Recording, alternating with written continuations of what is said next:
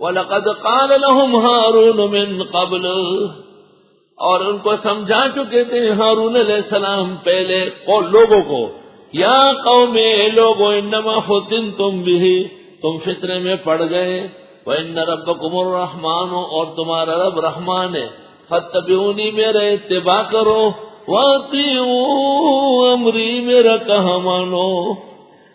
قالوا، کہنے لگے، لن نبرح علیہ عاکفین، ہم مسلسل اس کے مجاور رہیں گے، حتی یرجع الینا موسیٰ، یہاں تک کہ موسیٰ آ جائے۔ قال یا، موسیٰ علیہ السلام آ گئے، قوم سب بہک گئی۔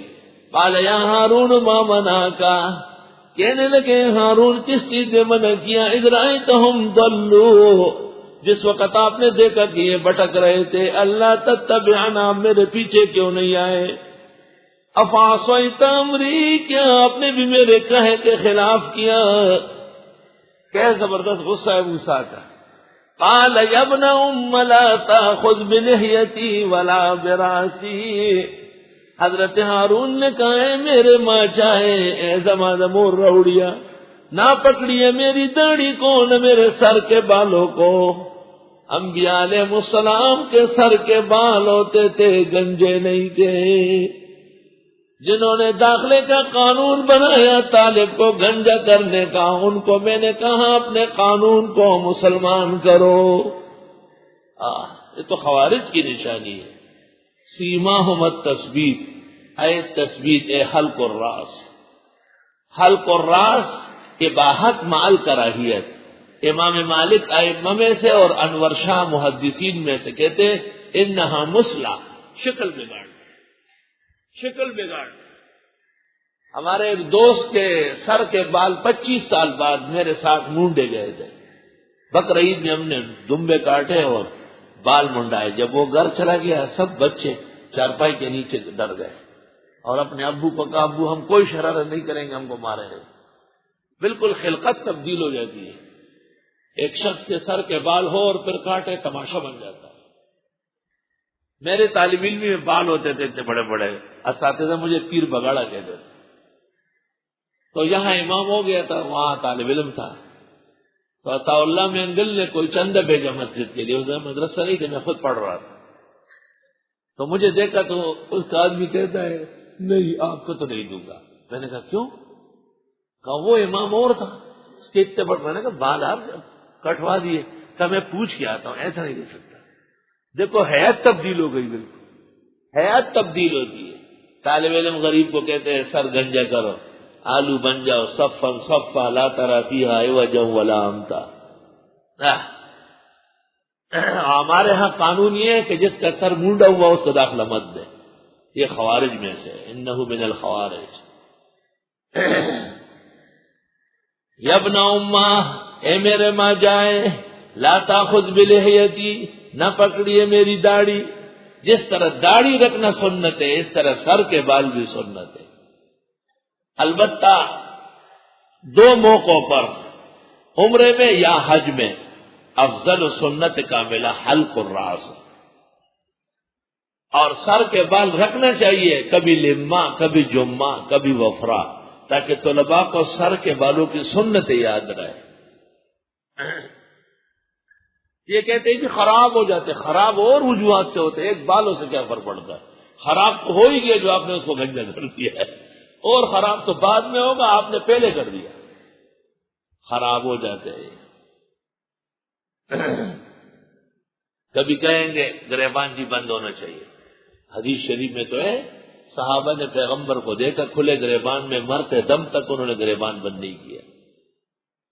اور شیخ الحدیث مولانا زکریا شرح شمائل صفحہ 19 اس کے ذیل میں لکھتے ہیں، ان بزرگوں کے عشق رسول کی برکت سے آج تک یہ سنت موجود ہے۔ اور بخاری میں ہے کہ بخیل کی علامت ہے کہ اس کے آخری بٹن بھی لگے ہوگا، چمڑی جائے، دمڑی نہیں دوں گا، چمڑی جائے۔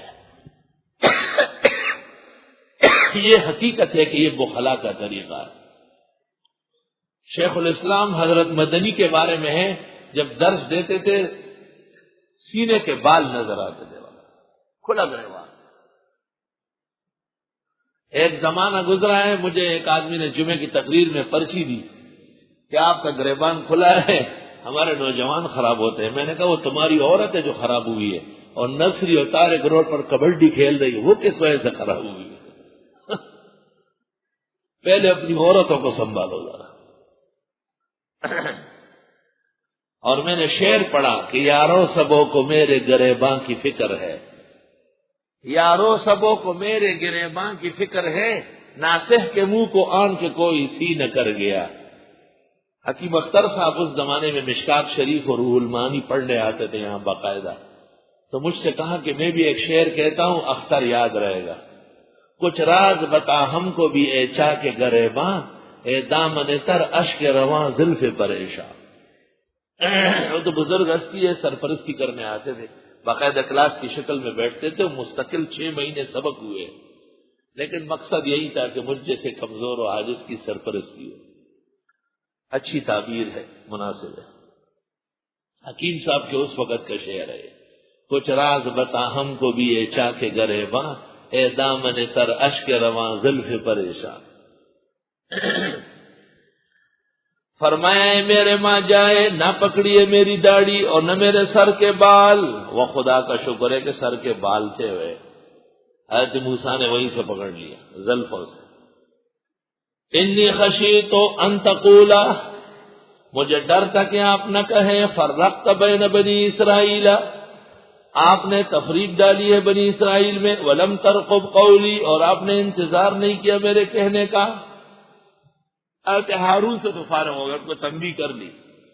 جب دین کو نقصان پہنچے تو پہلے اپنوں کو تنبیہ ہونا چاہیے۔ اب کرائے کو قال فما خطبک یا سامری، حضرت نے فرمایا کیا شرارت کی تھی تم نے زرگر اے سامری، اور بےمانہ یہ تم نے کیا کیا ہے؟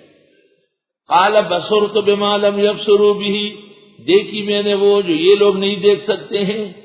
یعنی جبریل جب قدم رکھتا تھا تو اس کے گھوڑے کے نیچے سے گھاس اگتی تھی، فقبضت قبضۃ من اثر الرسول، بس اٹھا لیا میں نے ایک مٹھی فرشتے کے قدم کے نیچے سے، فنبذتها، وہ اس میں ڈالی، وَكَذَلِكَ سَوَّلَتْ لِي نَفْسِي، اس طرح مجھے خوبصورت دکھایا میرے جی نے، ایک سازش میرے نفس سے بنائی۔ شاہ عبد القادر موضح القرآن میں لکھتے ہیں پاک مٹی تھی جبریل کے گھوڑے کے قدموں کے نیچے سے، اور پلید زیورات تھی فرائنہ کی۔ پاک پلید جب مل جاتا ہے تو اس سے طلسم بن جاتا ہے، جادو۔ پاک پلید مل کر جادو بنتا ہے۔